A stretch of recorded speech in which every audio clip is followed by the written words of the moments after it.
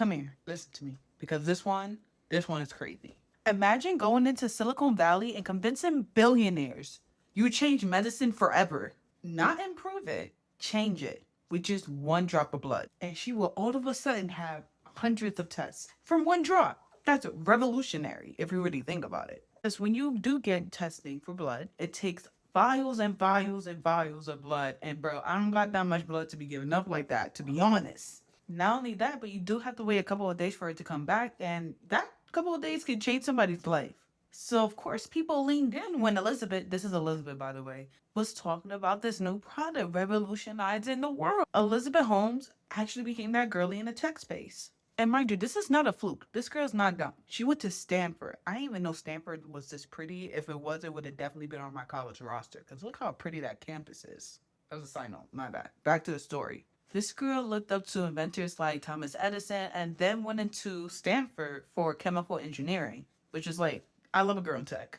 She actually didn't last though. She dropped out at the age of 19. And when I say locked in, I mean TED Talks left and right, magazine covers. Like she was going crazy trying to get her message across for the world. To the point she started stealing Steve Jobs' whole flow, whole get up down to the deep voice. Bro started talking, I was confused. Sis was out here really creating a dream for everyone. Like we were all in a genjutsu and we didn't even understand. Customizing her persona so we can believe what she wanted us to see. In Silicon Valley, ate it up. She had them hook, line, and sinker. Girl, she got them to send her $700 million in investments without ever doing a test drive.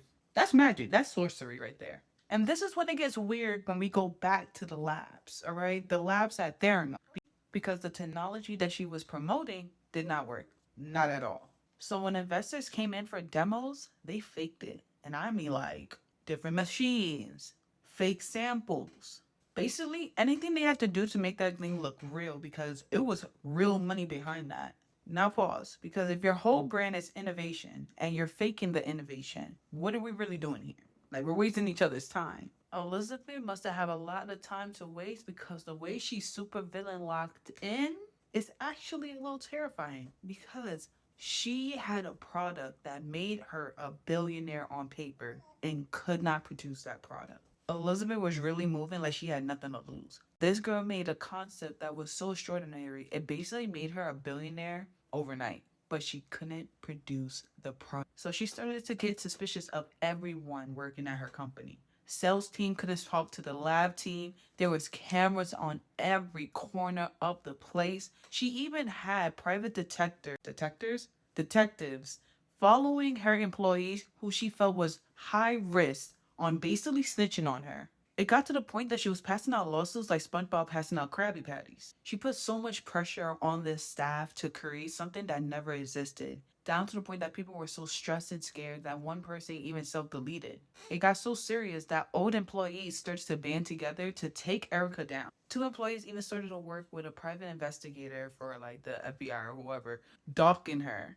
That's how she ended up getting blasted on the Wall Street Journal. You ever seen a deck of cards just fall from pulling out one card? That was her life. Because once that newspaper hit, it was over. Investors are coming out asking what's going on. They're confused. People are coming out with their test results. There was even a woman who said she tested positive twice for an STD that she didn't even have. This lady was ruining families and lives. She gets a charge for over 11 years for fraud and investors, but not for the bodily harm that came to the patients. She was projected to release in 2031 and is also on a 10-year ban for running any companies. She got a full Boss Bay shutdown. And even to this day, she still stands on the fact that she was helping the world. She just needed a little bit more time.